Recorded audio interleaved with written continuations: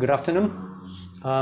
Welcome to the NanoSeminar series of the Catalan Institute of Nanoscience and Nanotechnology. It's a pleasure to introduce you to the first NanoSeminar in medicine and health. This is a series of seminars in which we want to have the opportunity to bring external presenters and combine with also researchers from the Institute. In this particular NanoSeminar series, we are co-organizing this with the Nanomedicine lab of the University of Manchester, and we also welcome to the audience from Manchester to this event.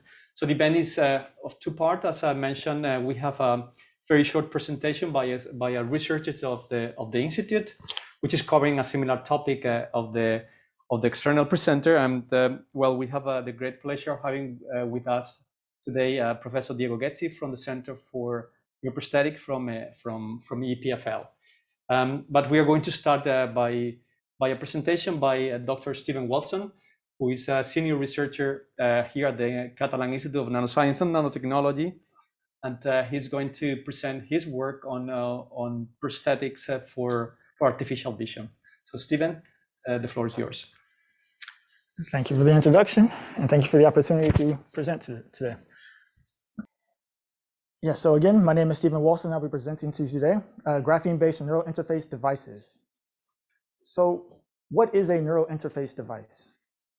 In essence, it is a man-made device or implant that we implant inside the brain or the human body to either modulate or monitor neural activity for different therapeutic therapeutics. This can be for DBS implants to help with Parkinson's disease, for cochlear implants to help people hear again, or for surface EMG electrodes to record neural activity and control robotic arms. For the purposes of this presentation, we're going to focus on retinal implants and why we might want to use them. To begin, let's ask why do we want to use them, and we're going to take a step back and look at the visual system. So the visual system, light enters the eye and impinges on the retina. And what can happen is that with certain types of retinal diseases, such as retinitis pigmentosa, the normal vision can cause blindness, and this is caused by a degeneration of the retinal photoreceptors, which end up dying, and so the retina is no longer sensitive to light. However, if you're clever, you can create external electronics and an implanted neural array to implant inside the eye to create a retinal prosthesis. And the concept is that these external electronics, the camera on the glasses, can capture an image of the outside world, transmit this information to a electrode array that's implanted on the back of the eye and the retina to electrically stimulate the remaining healthy retinal neurons. So the focus we're going to focus now on the implanted microelectrode array and what we need to know about its performance and how it can stimulate the retinal neurons. So when we have this array, we can think about them as a grid of electrodes that could stimulate the neurons so that the patient would perceive a image. Now, if we only have 100 electrodes, the quality of the image is not too great. However, if we increase the number of electrodes and also the density, the form of the image to a first approximation starts to become more apparent. You might be able to see it in the first two images, but maybe it's not too clear in the third one. And if we increase the number of electrodes even more to 2,500, the image becomes even clearer. And it comes very close to the natural image.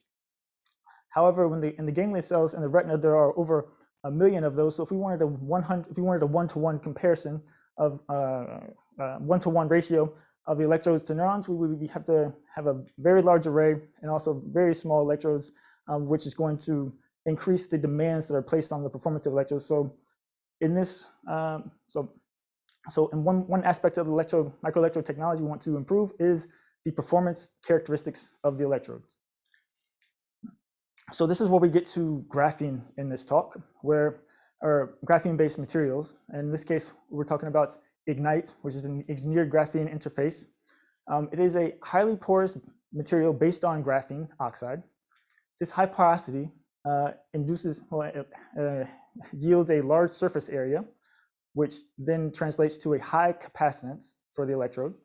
This high capacitance allows us to inject a lot of charge, which increases the neural efficiency for simulation. Now we look at our material, and with an SEM image, we can see that we have many layers of graphene oxide stacked on top of each other. And in this graphene oxide, to create the final ignite material, we have to reduce the graphene oxide. So we're removing the oxygen components, and this reduction of the oxygen, the removal of the oxygen components, also shrinks the layers from the intersheet spacing from 8 angstroms down to about 4 angstroms. Now, after we have this material, we need to introduce this material into a microfabrication process flow.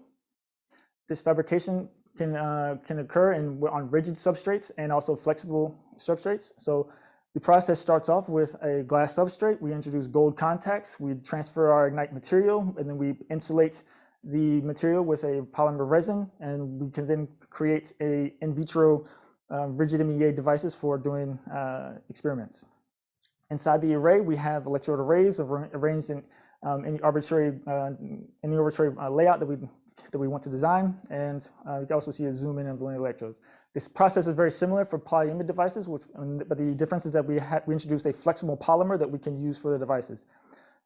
We spin the polyimide on top, we add the gold contacts, we introduce the ignite material, and then we add another layer of polyimide insulation, and then we can release this device to create our in vivo devices for neural monitoring and modulation. So with these devices, with this fabrication process flow, we can create many different types of devices so that that can be used in different aspects of neuromodulation. So in the retina, motor nerve, sciatic nerve, surface EMG, and cortical applications. Now that we have created these devices, we also want to characterize them, and we put them through a battery of electrochemical tests such as impedance spectroscopy, cyclic voltammetry, and also current pulsing to determine some key aspects. And one of them is the impedance, seeing that the electrodes have less than 30 kiloohms, that's 1 kilohertz. We see that we have a large water window for the electrodes and they quite high charge injections, which allows us to safely stimulate the neurons while injecting a lot of charge. Now, when we want to interface we want to test interfacing these electrodes with the retina. So we can place the retina on top of the microelectrode array in a dish, on top of the microelectrode array. We can use light to activate the retina because the photoreceptors are light sensitive. We can record this neural activity with the ignite electrodes. And we can see that at the onset of the light, we see a large uptick in the activity of ganglion cells, and also there's an off response associated with this as well. And we can do a little bit of investigation in terms of what's going on in the neural processing by applying some synaptic blockers, which will reduce the on response to the ganglion cells. We can also do another mode of neural modulation. We can electrically stimulate the retina and use calcium imaging to capture what is happening spatially in terms of the ganglion cell response. So here we are stimulating, and you can see the ganglion cells responding spatially, and so we can appreciate how the ganglion cells are responding and what the patient might see or interpret. We can also extend this into in vivo settings and create a different microelectrode array. In this,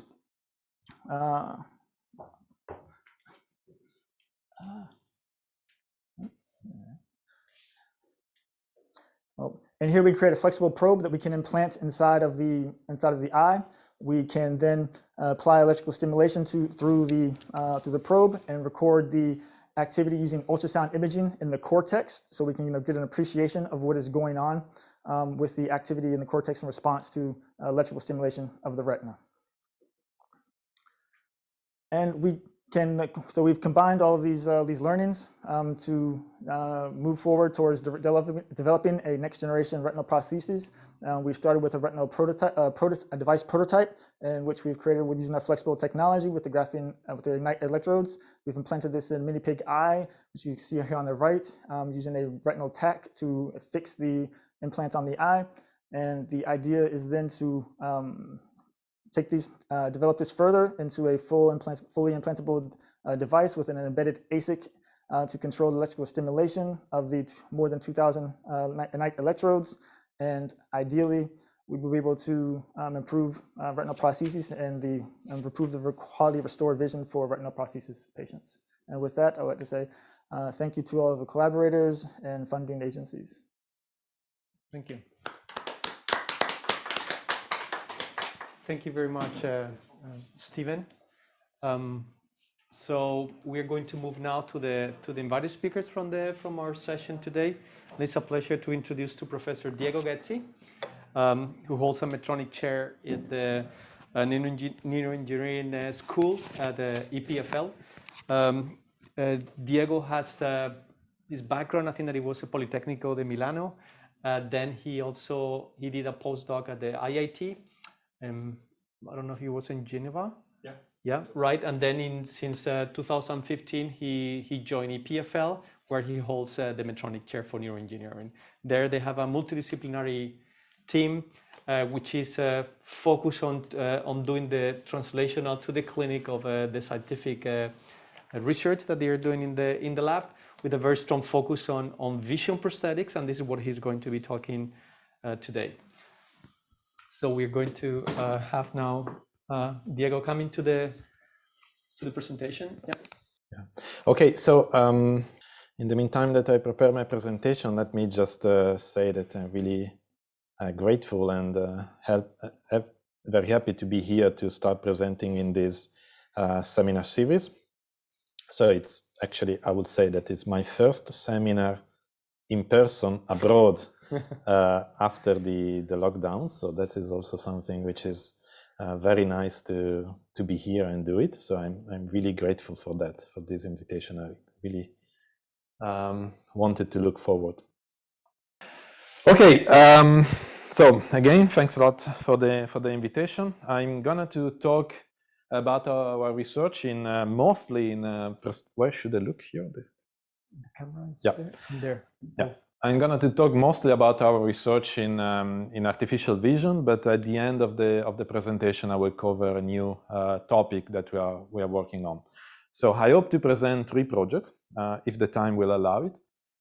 Some of them I already presented here a couple of years ago before COVID when I was here. So I will just go into some new results in this project. And the third one is a really new project that I want to share. So let me start with the retinal prosthesis project, for which here I would like to acknowledge all the people of my lab and the collaborator which contributed to this project. Now, the motivation, Stephen already introduced a little bit retinal prosthesis, why we would like to use it. Here, just maybe I want to remind another thing, which is what those patients perceive. So today, what you see here is one of the most famous retinal implants. It's called the Argus 2. It is positioned against of a retina of a patient which have a retinal degeneration. And normally what is happening is that when you use one electrode and you stimulate the retina with that electrode, what the patient perceives are spots of light. We call it phosphene. You should imagine a sort of perception of a round dot somewhere in the visual space. Now, the idea is that, as you can see here, is that if you activate the retinal prosthesis with multiple electrodes at the same time, and those electrodes activated are organized in a pattern. Here you see the letter E, for example. The idea is that the patient will perceive many of those white dots and use this information to recognize shape, objects, letters, and so forth. So that is the basic concept behind retina stimulation, or in general visual stimulation, which is defined as artificial vision. Now, the first important point to be said is that that sketch is sort of very naive and idealistic. In reality, people do not perceive such a well-rounded, well-organized, and perfect in brightness and size phosphene. Normally, they're a little bit, a little bit more scrambled, different size, different dimension, irregular shapes. So there are 2 points here. The idea is that on one side is that by training and learning, patients still, some of them still manage to recognize useful information out of this.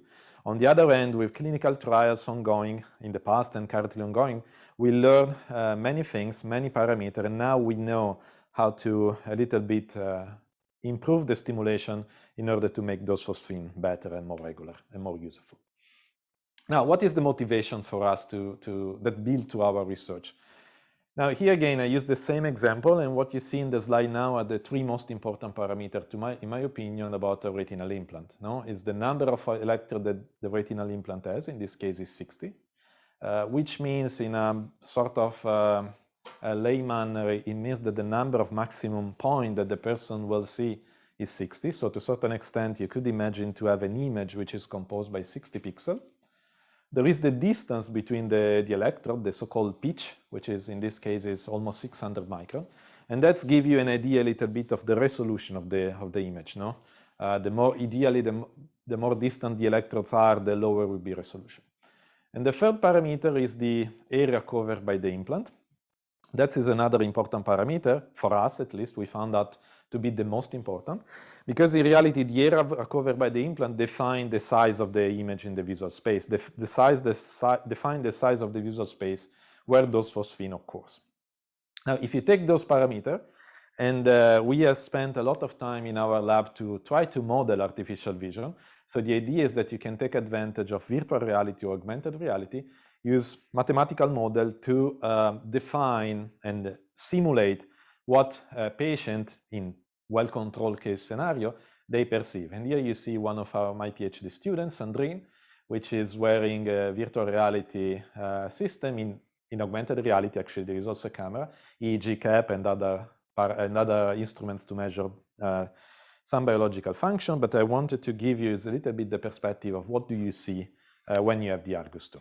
So with those 60 pixels, in a real-time attempt to perform any kind of task, that's what more or less you see. You see the phosphine appearing. You see that they are a little bit distorted. We know that there is a distortion factor, which is due to some particular property of electrical stimulation, but that's what you see. And now, the thing is that if you're in a clinical trial and the patient were actually having high performance, because if you have the time with some seconds or even better minutes, with those type of vision, you can recognize somehow objects or shapes or letters. But in real life, at home, where you want to just simply go out of the door and walk through a corridor, that's became practically impossible. So that's what motivates us to develop our own implant, which is a retinal prosthesis. But the two main differences are, the first one is the number of electrodes. There are 10,000, a little bit more, 10,400 electrodes. That's the first difference. And the second one, the most important, is that those electrodes cover an area which is 14 millimeter, and translated into the visual space is 45 degrees. So it's more than 3 times bigger than what you just saw, and the number of electrodes are a few orders of magnitude higher. The reason why we could make that is because we changed the technology, how the electrodes are made. Here you see, I can zoom in on the electrode. You saw that they are 80 micron in diameter, very small, 120 micron in pitch, so very close by. And the reason of that is that what you could have noticed is that there is no cable, no implantable stimulator. So because the electrodes are photovoltaic. Photovoltaic means that they are made out of several materials, in particular an organic bulk heterojunction, which absorb light and generate charges. Charges are separated to the cathode and to the anode, and therefore they create an electric field in the solution where the prosthesis is immersed, which is an electrolyte solution, and they stimulate the retina. So that's the way, in simple terms, it works.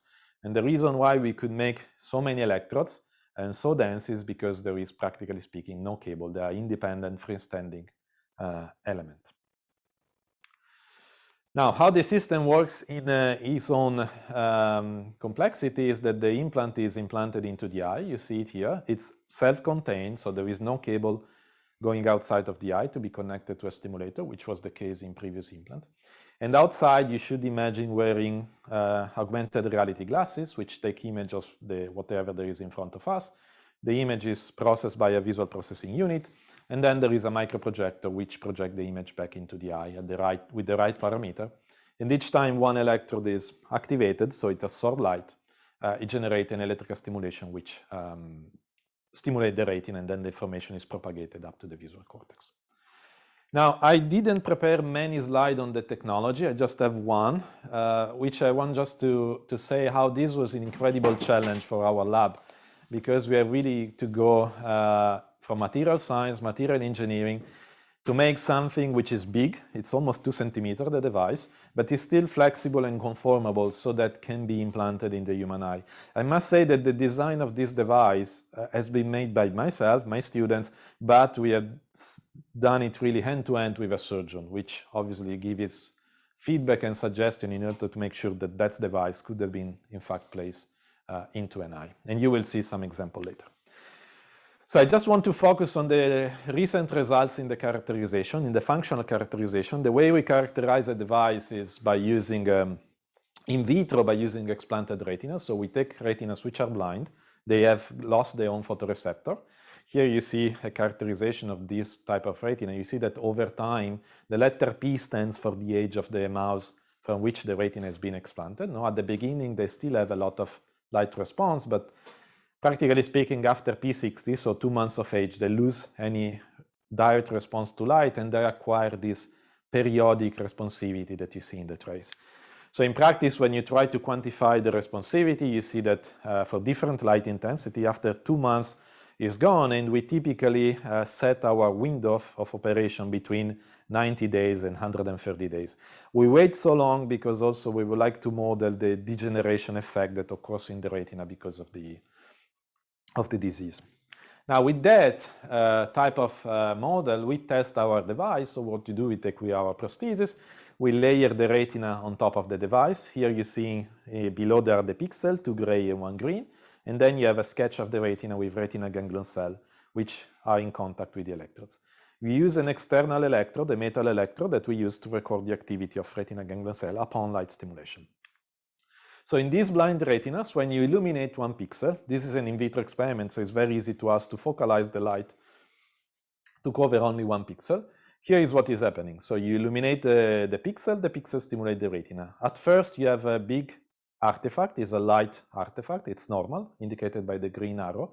But then, a few milliseconds after, you see after 10 milliseconds more or less, 20 milliseconds, there is the spiking activity. So there is the activation of the retina ganglion cell because of the stimulation via the pixel.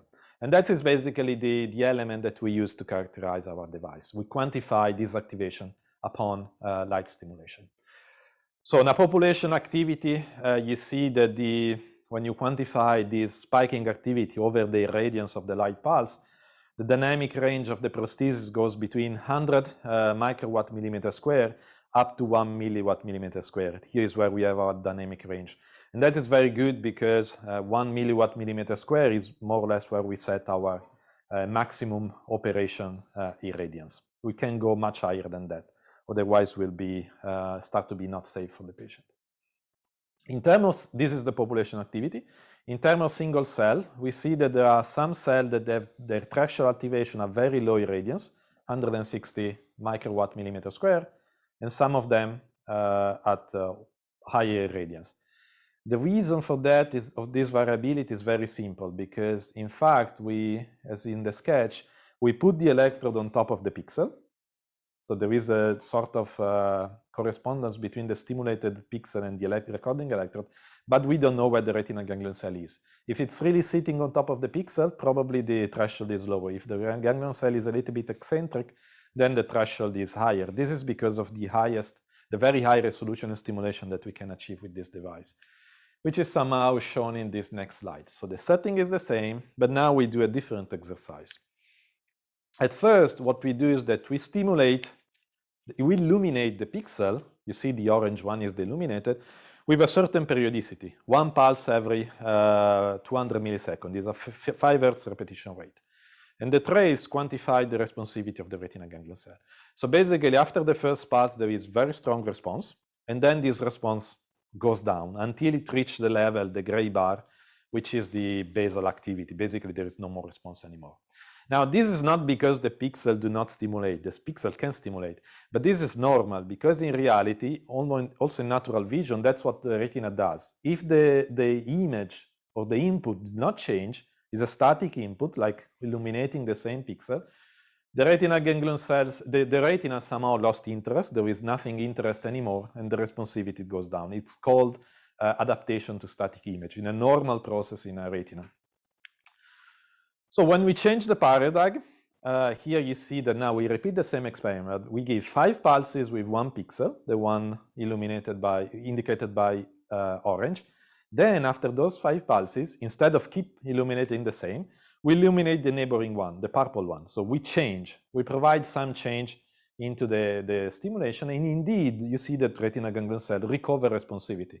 So the first pulse of the sequence, there is again high responsivity, and then it goes down again because it's static illumination. So this transition between one pixel to the other recover responsivity, because that means that somehow the retinal ganglion cell is capable to discriminate the two inputs from one pixel or the other pixel. It somehow see the contrast, which is not what, this is exactly normally how the retina works with light stimulation. And we can reproduce this system with our own prosthesis. Why is that? The trick that I didn't yet mention is that when we speak about retinal stimulation, and in particular in this type of prosthesis, which are called epiretinal, so the electrode face the retinal ganglion cell, we kind of picture ourselves with the electrode stimulating directly the retinal ganglion cell. No, that is what we expect, that the electric field stimulates the retinal ganglion cell in red. In reality, what we see now in this experiment, basically we illuminate every pixel with this sort of pattern. We start from the central one, and then one pulse, and then the second pulse following this arrow. No? And what you see in the plot is that is the responsivity of the cell for each pixel. You see that there is the central pixel clearly stimulate strongest the retinal ganglion cell, but also the neighboring one can activate that retinal ganglion cell. This we call it the photovoltaic receptive field. And what is behind it, the reason is that this type of device, I don't have slide going into the details, but I can explain why. Actually, they are very poor in activating retinal ganglion cell, in particular the axon. We don't generate a stimulus capable of doing that. But what we generate is a stimulus that activate the presynaptic neurons, which are bipolar cell and amacrine cell. So those neurons which are activated later synaptically activate retinal ganglion cell. This is the reason why in few slides before, when you saw the responsivity of the retinal ganglion cell, there was this 20 millisecond delay between the light pulse and the response. That will not be compatible with a direct stimulation of ganglion cell. A direct stimulation of retinal ganglion cell would occur in 2 milliseconds after the onset of the light. The delay is caused by this network-mediated process, and is caused by amacrine cell. Now we know that. So this process, this two-point discrimination is very easy to explain. One pixel, which is this one, activate this set of bipolar cell and amacrine cell, which synaptically activate the retinal ganglion cell. When we switch pixel, which is this one, we activate a different pool of bipolar cell, and that's why the spatial resolution comes. By the capability of electrode to specifically activate different pool of bipolar cell, which activate the same retinal ganglion cell. This is exactly how vision works, by the way. So we demonstrated this high resolution of single pixel discrimination. So if we activate 2 different pixels, the retina can discriminate. We did experiment after that a little bit more standard. So in vision, normally the resolution is tested with this grating reversal paradigm, where we have first a grating here. You have this grating, no? And then you basically reverse the grating. So what was dark became illuminated, green in our case, and the other became dark. And then you you revert again the pattern. Recording the responsivity, every time you have this inversion of pattern, you see that we recover the responsivity of retinal ganglion cell. That is the way we define and we measure visual acuity. So this is done with bars that are 120 microns, so equivalent to the pixel pitch.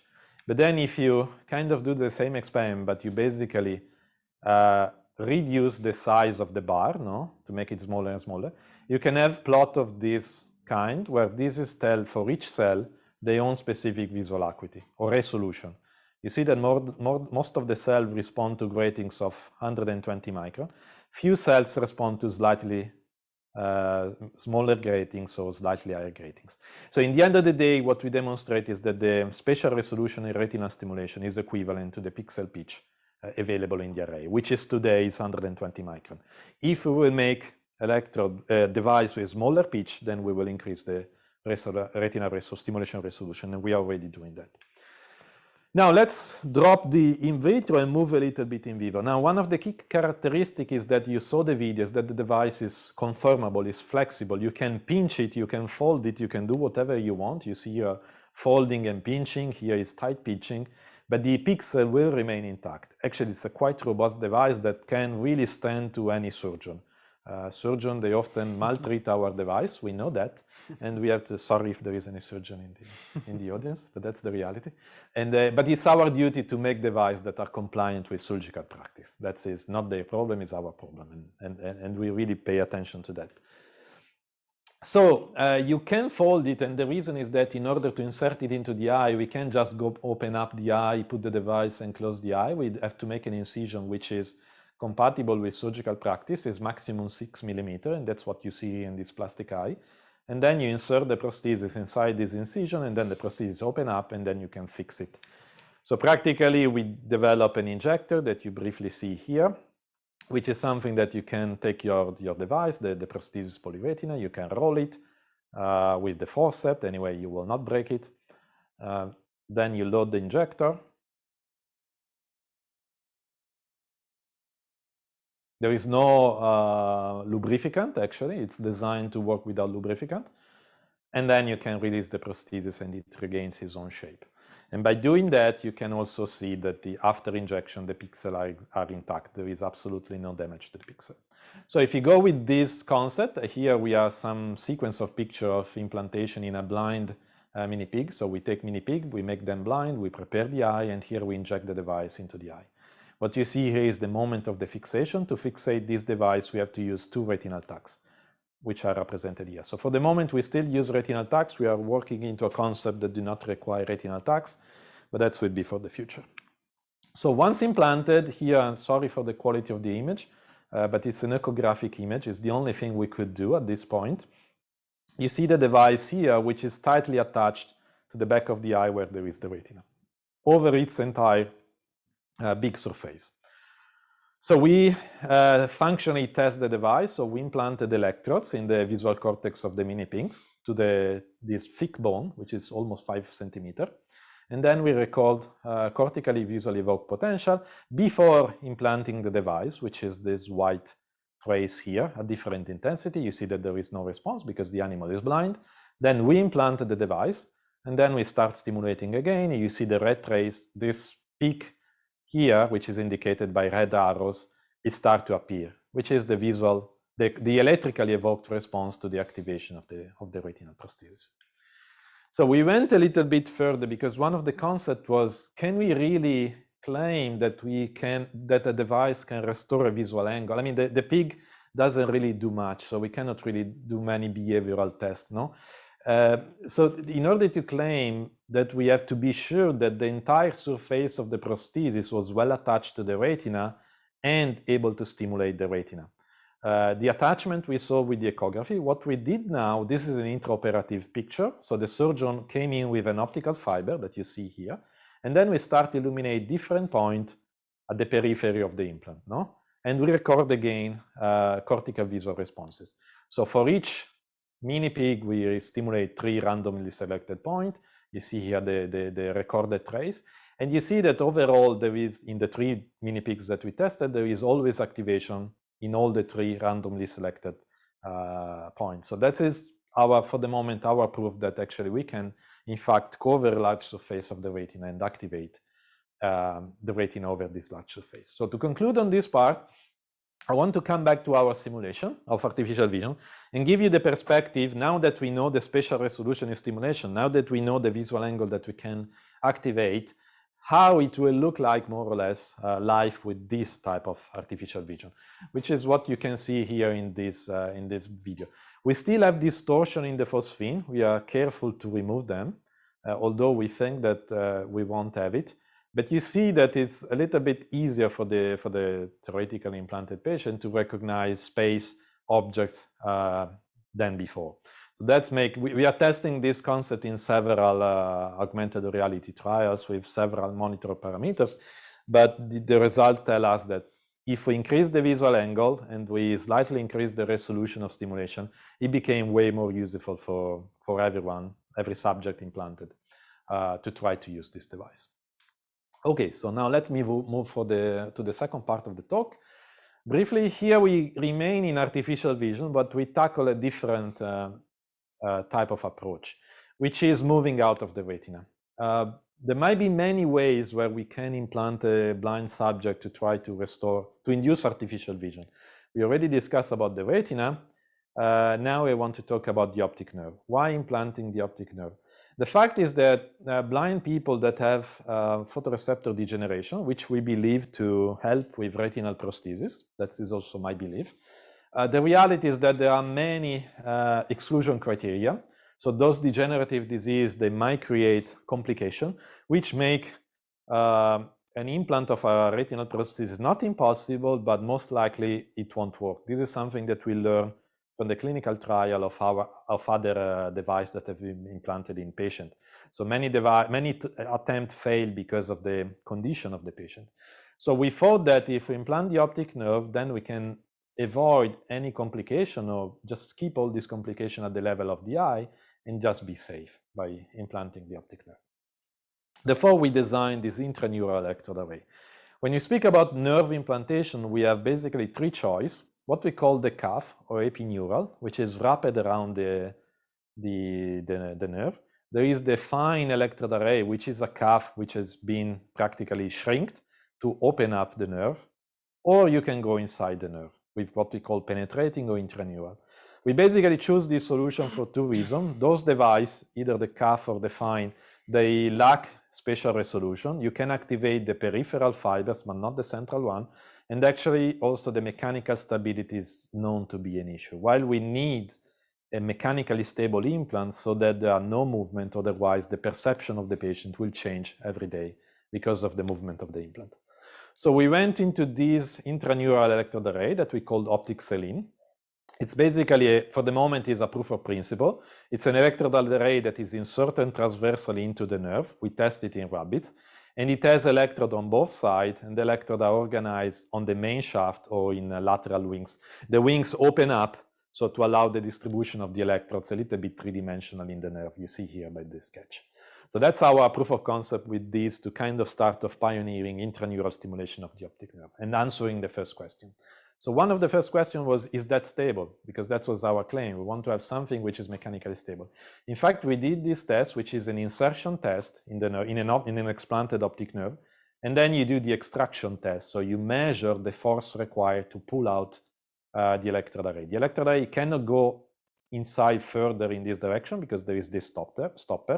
So the only way it can go out against the opening of the wings.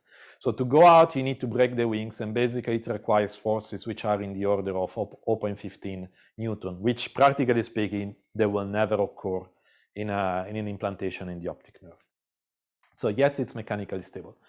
Then we design an approach, an experimental approach, to start answering what intraneural optic nerve stimulation can do. The experimental approach is the following. We have a rabbit. The rabbit received the implantation in the optic nerve in the prechiasmatic area. And then we insert an ECOG array, 32 electrodes, in the contralateral visual cortex. So we record from the surface of the visual cortex. We start stimulating with the electrodes in the optic nerve, and we record the responses in the visual cortex. That is how responses look like. We have those 32 responses, which can easily be modulated by increasing the current amplitude. So here you see very small current amplitude up to very large current amplitude. So that is our data. So our data looks like that. And with those data, we did several types of analysis. The first one was we take advantage of independent component analysis. So here are this activity in the visual cortex just plotted as independent component. We take an assumption that since we had 32 electrodes, we generate 32 independent components. So we put together all the stimulating electrodes. And based on the independent component, we start doing what is normally done with independent component analysis. We start to filter out what is noise or artifact with respect to the components that are not related to noise and artifact. So we end up in filtering the signal, and then we found two types of components. The first one, which are these ones that are growing, that we call meaningful. And the second one, which are those ones, the squared, which are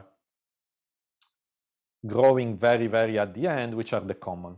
So the common are those components which are equal over the 32, which are equal between the 8 stimulating electrodes. The meaningful are the ones that are different. So we focus ourselves on the meaningful, the ones that are characterized, they have a different pattern depending on the stimulation electrode that is used. Some of them, they are similar, those independent components. So we cluster them in meaningful cluster, which is the red trace here in the end of the day. And you see that the meaningful cluster are around 9. And that is interesting because although the implant in the optic nerve had 12 electrodes, 3 electrodes were broken. I choose always this example because it's interesting. 3 electrodes were broken and there were only 9 functional electrodes. And as a matter of fact, we get 9 or 10 independent cluster, meaningful cluster, which match. So in fact, when we did another thing, so now we take this independent component, the meaningful one, and we basically project them back into the optic nerve space. So here what we do is that we measure for each individual component the weighted contribution of each of the 12 electrode or 9 electrode to that specific component. And what you see here is that this contribution is maximized always by one, for example, in this component here, which is one cluster, is maximized by this specific electrode here, the same here. And this electrode has no independent component associated because was one of the broken electrodes. So in the end of the day, what we see is that there is a kind of direct link between stimulating electrode and specific set of independent components, which is to say that each electrode can drive its own set of independent components or meaningful clusters. Now with that, we take a step forward and we start asking ourselves, okay, but now that we know that there's this difference, are the pattern of activity induced by 2 electrodes somehow different? And that's we investigated using machine learning. So what we do was the same. We stimulated with different electrodes and we record the cortical activity.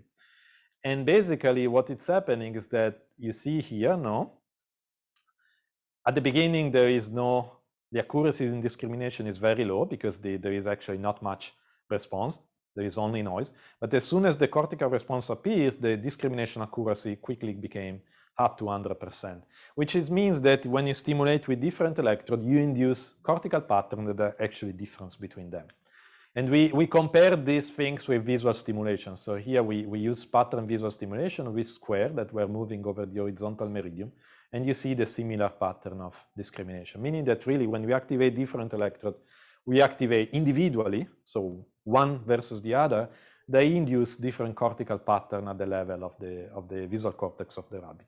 Then whether this translates into something else, we don't know. We cannot know in a rabbit, but at least that's the best we can go. And on top of that, we did a linear prediction. So basically both for visual stimulation on top or electrical stimulation below, we basically see that we can predict the position of the stimulation electrode within the optic nerve with a very nice correlation. And the same you can do it with visual stimulation. So here what we know is that if you activate one electrode or the other electrode, this will induce different activity pattern in the visual cortex. But still there is a big problem, which now I want to discuss. The big problem is that the way we stimulate is so-called monopolar. So you have, or let's say, yes, monopolar is correct. You have one electrode in the optic nerve which is activated while the ground electrode or returned electrode is somewhere placed outside of the optic nerve. This is really conventional. And the problem is that this is a numerical simulation with a finite element modeling a neuron. And you see that as soon as you increase the current, the stimulating current, you quickly see that one electrode has very high probability of activating a big portion of the nerve. This is 90% activation probability. So with a probability of 90%, all this big portion of the nerve is activated by this single electrode. Which brings to the point that if you activate 2 electrodes at the same time, which we never done so far, most likely the activity of the 2 electrodes will overlap. And instead of having two individual points, the person will see a macro blob. Let's call it this way. And that's not what we want. And that was a challenge that we have to face. And we came out, this is a technological challenge. It's related to the way we stimulate. No matter you make the electrode small, the problem will remain. So the way we sort it out is by making those concentric bipolar electrodes. So now the electrode has one central electrode and his own return electrode. which is concentric. Here you see an insert of the platinum black coating.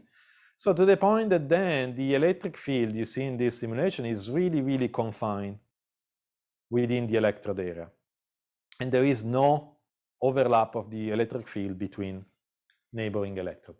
So here again, our own simulation in the optic nerve. Here it's with the classical monopolar on top. When you go concentric bipolar, you see the activation is much more confined. It became a little bit less confined for very high current, which we won't use anyway. So with this concept, we decide to test it, again, in our own experimental setting. So the first thing you see here is that this is the amplitude of the electrically evoked potential. You see that the monopolar stimulation, which is this one, the circle, give responses which have higher amplitude for the same current. And this makes sense because if you stimulate more fibers, most likely you will have a stronger response. So this is a sort of indirect proof that actually we activate less fibers. But not only that one, so when you look at the cortical spreading, so here is again the usual ECOG array where this is the plot is the color coded for the voltage over the electrode. You see that the monopolar activate a much wider portion of the visual cortex compared to the configuration where there is the return electrode. And those are paired measure in the same animal and the same condition. So when you quantify those things, you end up in those two plots. And in particular, I would like to point to this one, which is the measure of the spread function, so over the surface. And you see that, again, the return really activate a smaller portion of the visual cortex compared to the monopolar. Here is the similar thing, is the quantification of number of cortical electrode that has over threshold response with the monopolar and the return, which is lower. So it means that these are really effectively, these return electrode help to confine the stimulation. Now, I close here and briefly in 2 minutes, and then I stop, I will go to the third project, which has nothing to do with vision at this point. It's something that we started recently because the idea was somehow our concept was to make like the retinal prosthesis, using this wireless concept where basically there is no more cable or stimulators. So actually the implant became a little bit more flexible in the usage. Now there is another big problem in neurotech is the fact that whenever you implant something, this one is taken from the literature, it's not from our group, but it's what's so-called the chronic foreign body reaction. Here you see the implant, there are microglia around the implant, there are astrocytes around the implant, and neurons, which are the cells that we want to either record from or stimulate, actually they disappear around the implant. And that is a big problem. So in general, we know that neuroprosthesis, they have this problem, and ultimately at a certain point they will fail, they will stop working. It's not a question of if, it's a question of when.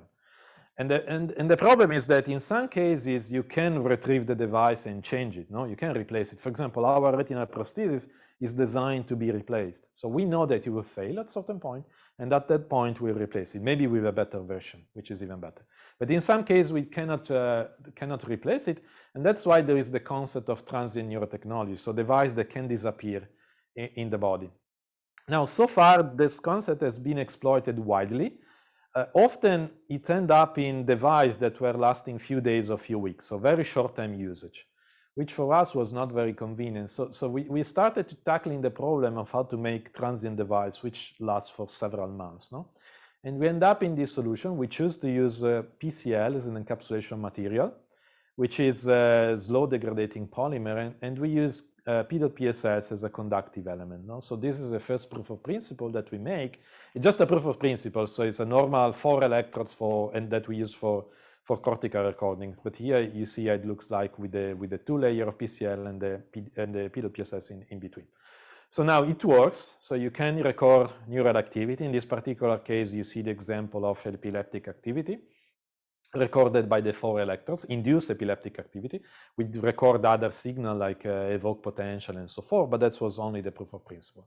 Where I want to go is that this device not only works, and this worked for more than 3 months. The electrodes were functioning for a decent amount of time, but what was very interesting was when we start to look at the foreign body reaction, and I forgot to change this picture to make the surprise, I'm sorry. Okay, now there's no more surprise. But the thing is that usually I don't show this one on the right, so just don't look at that one. When you look at this is after 9 months of implantation. You see the black area here, which is the device. You see that these are astrocytes. There is not much encapsulation after 9 months, which should be. And neurons are still very well around the implant. And then suddenly I pop up this one, which shows that actually neurons are not around the implant. Neurons are inside the implant. And that is interesting because the slow degradation of the PCL actually acts as a scaffold where the tissue can somehow regrow, regenerate. So it's not only the device that disappears, but we really believe that this slow degradation allows tissue remodeling within the implant and the recovery, the space occupied by the implant. And we found this a very interesting concept to the point that now we basically go more. I mean, it's one of the first projects that we are interested in science. We're normally very interested in applied projects, but here we really found interesting to study the interaction between cells. In particular, here you see an in vivo in an image on an in vivo implantation. It's post-mortem, but what we have are microglial cells, which are labeled in red, and in green you have P.PSS, so the conjugated conductive polymer, which we made fluorescent in green, and you see really that there is phagocytosis between microglia and the P.PSS. So then we started to investigate how the local environment of the microglia create reactive oxygen species. There is a strong release of iron in the microenvironment. So there is a microenvironment which might be also interesting for the degradation of P.PSS, which is one of those polymers that in water is considered to be very stable. At least PSS degrade by water, P that is considered to be stable. But there are certain evidence and paper published that those peroxide, reactive and oxygen species, and iron can in fact induce degradation of P. And here we are studying with the interaction with microglia, where just you see the P.PSS is clustered together with LAMP1, which are its important market for phagocytosis and degradation of material within microglial cells.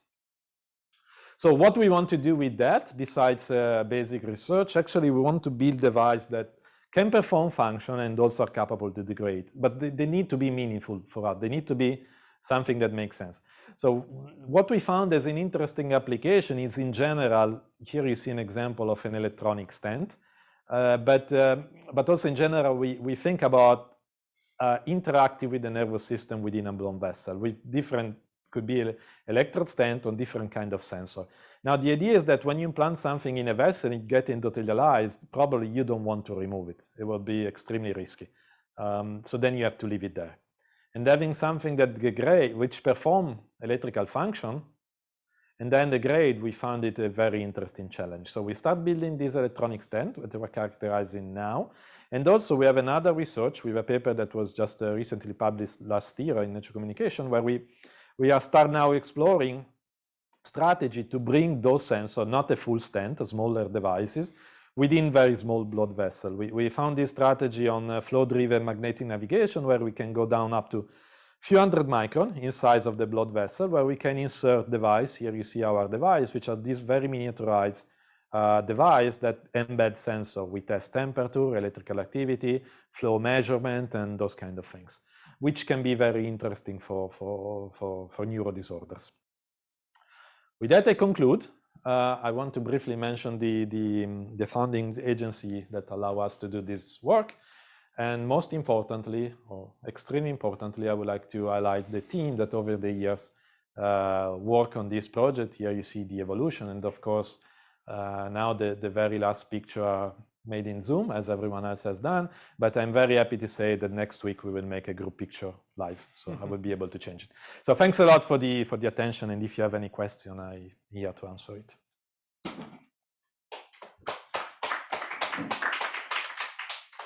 Thank you very much, Diego. Very interesting presentation covering the different projects. We saw the beginning of some of them, and we are seeing now the beginning of others. So we are very much interested. Let me start by answering questions from the audience that I have received in my mobile. Let me start with, let me check the first one. So let me start, because of seniority, by Professor Costarelos. So the first thing he said, Diego, sorry, I cannot be there. So the question is like, in your view, between what is your view between stimulation of the optical nerve peripherally, as you show us in the second study, and cortical stimulation of the visual cortex? Are you expecting differences between the two stimulation strategies? Could they work in concert with? Could they work in concert together for even more effective therapy effect? Thank you. Yeah. So I stopped sharing. Yes. Okay. Yeah. Anyway, it was stuck. So it's even better. Okay. Very good. So a very interesting question. By the way, we are also working on cortical stimulation. We're following the same kind of wireless approach. We are not ready to share any meaningful data for the moment. But obviously, there are those three approaches. No? There is the retina, there is the optic nerve, and there is the cortical stimulation. So the first part of the question is whether I expect differences. In reality, no. To a certain extent, to me, I'm a kind of conservative in this field. And if you electrically stimulate a visual neuron, no matter it's in the retina, it's a fiber in the nerve, or it's a neuron in the visual cortex, what you get are phosphine. There are concepts of idea to overcome the problem of phosphines, but so far it's 300 years that we know about phosphine, and we keep getting phosphine. So in such sense, I don't expect in the immediate many differences. What the difference is that, of course, is the pathology. If you have a person with end-stage glaucoma or a traumatic event that lost both eyes, the nerve is not an option. I mean, the nerve degenerates together with the eye. The optic nerve is a peculiar nerve because the ganglion, the cell body, are in the retina compared to all the other nerves which are in the spinal cord. So if there is a trauma to the nerve degenerates. So therefore, the only solution you have is the visual cortex. So there are different devices, they serve different purposes, different disease, but to me, they belong to the same point. They generate phosphine, and the requirement to have thousands of phosphine over a large visual angle for a fully blind patient, that's not changed whether you take one or the other. The last part was about using it together. That is an interesting concept. The first one that brought it was Second Sight, when we were talking at that time, they were still active. And they said using a retinal implant with an optic nerve implant together. Now it could be optic nerve and the cortex. I feel like it's an interesting scientific question to test.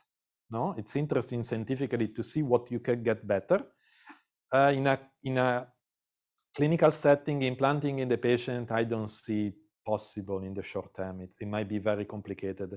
It's a double surgery, both risky. I'm not sure. It's like for cochlear implant, no, that we are dealing with having two devices, but it's worth rather than having one. Most of the people receive only unilateral cochlear implant. It's a little bit like that. I don't see if the benefit will overcome the risk. I'm not so sure. Thank you. There's another question from the audience. Could you please develop a bit more on the photoactivated technology that enable not to use any cables? Yeah. So concerning the polyretina, I guess that you need one specific side of the material in contact with the retina. How do you manage to put in contact the side you want and not the other? Okay. Yeah, I mean, it's the pixel is a stack, no? We have variants of this stack, but basically there are three types of material in that stack. Well, four, let's say four. You have a substrate, no, where the pixels are built on top. And then each pixel you should imagine as a sort of column where you have, in our configuration today, we have the anode below, we have the semiconductor, and we have the cathode on top.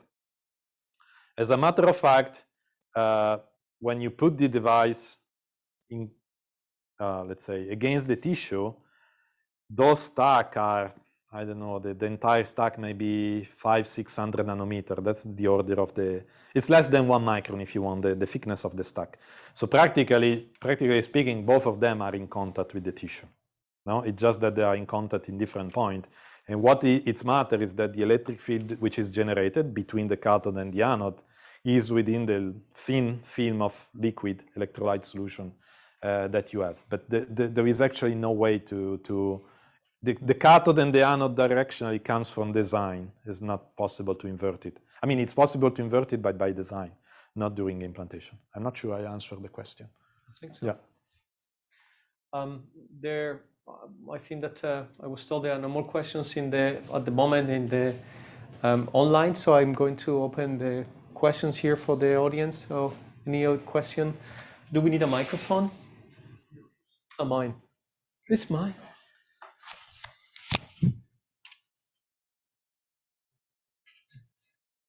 Great talk, great talk. About the repetitive stimulation with the polyretina, and you were noticing a adaptation to the stimuli. Did you notice, or were you able to reach a maximum stimulation rate or a refresh rate that was able to provide a stable image? So there are two. No, I maybe focalize from 1 second the question. The problem is that when you stimulate the retina, and in particular, this is true in our case because we stimulate bipolar cell, So the adaptation is a phenomenon that occurs because bipolar cell practically is the synapse between bipolar cell and ganglion cell that get depleted. So bipolar cell do not activate anymore retina ganglion cell. This is known. It's a fact. Now, adaptation is something that depends on the stimulation frequency. So the higher is the stimulation frequency, the quicker will be this loss of response. No, for example, if you stimulate at 1 Hertz, well, that actually the responsivity of the retinal ganglion cell will last and then will drop slowly. If you stimulate at 20 Hertz, practically you have the response to the first pulse and that's it. Then you're already adapted. Now, the way it works in reality, in vision, is because this will happen anyway in the human. So if you find a way to immobilize the eye, to make it fix, which is not possible, but if you find a way, and then you project an image, the retina will stop responding. The only reason why in vivo we see static objects, meaning that there is a persistence of perception, is because the eye moves. There are the forms called tremors and microsaccades. So practically speaking, a static image that you can have here is projected into the eye, but the retina keep moving at high frequency, and therefore it's always changing the pool of photoreceptor that are activated, and therefore dynamically this refresh, and that's your flicker fusion and the stable perception. Now, in our experiment, it doesn't work. In any experiment, it cannot work because the retina is attached to the implant. There is no movement. When you illuminate 1 pixel, you stimulate always the same portion of the retina. Therefore, you have adaptation. That is obvious. What we know is that then that is counteracted when you are in a theoretically patient. Now, under the assumption that the patient implanted with the device still has functional micromovements, in an assumption, so saccades, microsaccades, tremors, and drift are still present in the eye of the patient. We know this is true for macular degeneration, has been demonstrated. For retinitis pigmentosa, we don't know, we hope. In that case, what is happening is that when you have a photovoltaic implant, and that is a key factor of, let's say, it's a key factor of an image-based, light-based implant, maybe photovoltaic or not. But the key factor is that you project something into the eye, And therefore, the image is fixed, but the eye moves, and the prosthesis move with the eye. So practically speaking, those micro movements make sure that every time you pulse, are slightly different pixels which are illuminated. One pulse will be one set of pixels. The other pulse, the eye have moved, and there will be a different set of pixels, which is what happens in reality. So if you do that, then you can pulse at high frequency, like 30 Hertz, and reach flicker fusion and stable response. But it comes from 2 factors. The first factor, you need to have a light-based system. With electric-based system, this won't work because you stimulate the same, no matter whether the eye moves, you input the same pixel, unless you find an artificial way to mimic eye movement. That is possible. And the other thing is that this is true if you stimulate bipolar and amacrine cells. So if you have what you call network-mediated stimulation. If you directly stimulate retinal ganglion cell, like the second site Argus 2, then there is no adaptation. It's a different thing. But that is the key. Yes. So, I mean, with your pattern stimulation, where you are stimulating in the dish, and then I guess So when you were stimulating in the dish with different cells, were you able to stimulate at high frequencies in that controlled situation? No, because then we have in a dish we stimulate at high frequency. We did 5 Hz and 20 Hz, 5, 10, and 20. But the problem is that you go into adaptation. And the problem is that now why we don't recover in a static manner. No, the one bipolar cell require almost a second to adapt from adaptation. No, so the only way for us to do it at high frequency is really to scan at least 3 or 4 pixels and then come back, which in a dish we didn't make. It would be then a little bit annoying as an experiment, but that is the way it works. Thank you. Thank you. Any other question? Yep. You need to get close. Okay. Yeah, thank you very much for the great presentation. Maybe a follow-up. So activating not the RGCs, but the bipolar cells, it's because of the current limitations, or is it by design? Is it a choice, or is it imposed by the device? It's in our case, it came by luck, and it's imposed by the device. I can tell you part of the theory that there is behind. So it's a theory. It's actually a framework. It can be done by controlling. So if you have full control of the stimulus that you deliver, no, take the second site Argus 2, which is one electrode implanted with a stimulator. No, if you can control the stimulus that you do with an implantable stimulator, it's very easy. You can decide whether to be more in retinal ganglion cell direct stimulation or bipolar cell network mediated stimulation. The way you decide that in the second side, they find one important parameter. No, if you keep the charge that you deliver constant, it's just a matter of reducing the amplitude of the current and increasing the time. No, so you make it smaller amplitude and you increase the time. It is known that at that point, for longer pulses, the threshold for bipolar cell activation, it's lower than the retinal ganglion cell. So practically, a direct activation will have a higher threshold than the bipolar cell threshold. No, so you keep the stimulus long. Second side, they did it with 25 millisecond pulses, and that's worked. And what they demonstrate is in a patient is that by doing that, the phosphine that with the short direct stimulation was kind of avoidal. No, when they switched to this network mediator, became round. That's why we are doing it, because it's very important because get round. Now, on this story of the time duration, the photovoltaic system has a main limitation, which is a good thing, is that a photovoltaic system will never be able to generate enough charges with microsecond light pulses, like you will do with an electrical stimulator. Pulses has to be at least more than 1 millisecond. We use 10 millisecond pulses. So that's why we have long pulses. We don't generate strong current, but the photovoltaic pixel is it's not super efficient to a certain extent. The current generated is not strong, but it's long. And therefore, that's allow us to basically, to a certain extent, we can stimulate bipolar cell. If you ask me to use this device for direct retinal ganglion cell, I will be in trouble. I don't think, I mean, we know we can do it. I mean, we sometimes have it, but it's, the system is not performant enough to do that. But it's good enough to do the network mediator, which we prefer because the phosphine gets round. There is another element to it. This is a capacitive system, no? And what the second site team didn't observe, although it was there, is that when they went in vivo, in an implantable stimulator, you cannot just give a pulse of 25 milliseconds of constant current. That doesn't work. So they have to reach this length by step increase. No, they have a sort of sinusoidal shape on the stimulus. No, it was a smooth to a certain extent. It was not a fast transient of the voltage, it was smooth. And in our capacitive system, because of the capacitance of the system, actually also our capacitor is charged slowly. So we don't have sharp transition in the voltage, we have slow transition in the voltage. Meaning that the current is also not a sharp peak, but is a little bit spread. And what we found out is that this slow, we demonstrated with electrical stimulation, standard electrical stimulation in a dish, with this low profile.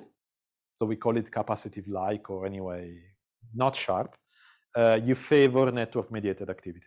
So there are two factors. One is the time, and which sum up together. One is the time, the length, and the other is the use of smooth stimuli rather than sharp stimuli. But for us, it came almost a luck that our device actually, because we have very limited control on the profile that we generate. We know we did it, we published it by modifying the material, in particular, if you modify the conductivity of the anode, which is P.PSS, so we can dope it easily with whatever we want.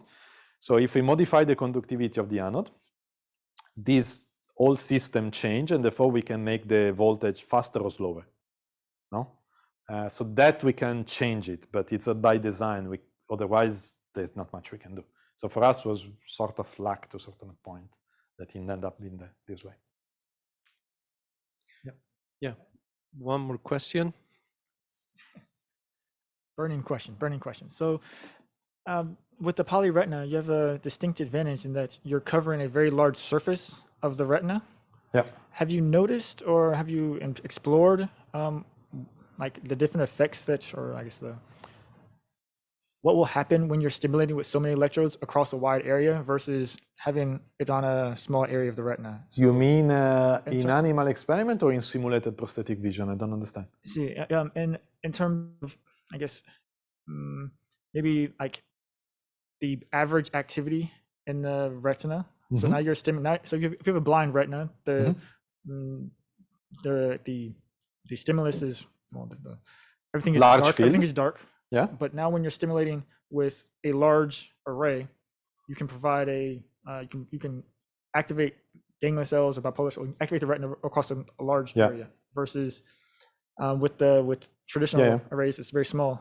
Notice, is there like almost like an aggregate effect? I don't know, and actually I don't know how to test it, in the sense that in a dish we are limited to the fact that we record from one retinal ganglion cell. No, we have done large field stimulation. At the beginning we were doing that, not single pixel, no? But then we were looking at the responsivity of one retinal ganglion cell, and we didn't find major differences. Would you see any difference in the visual cortex, for instance, right?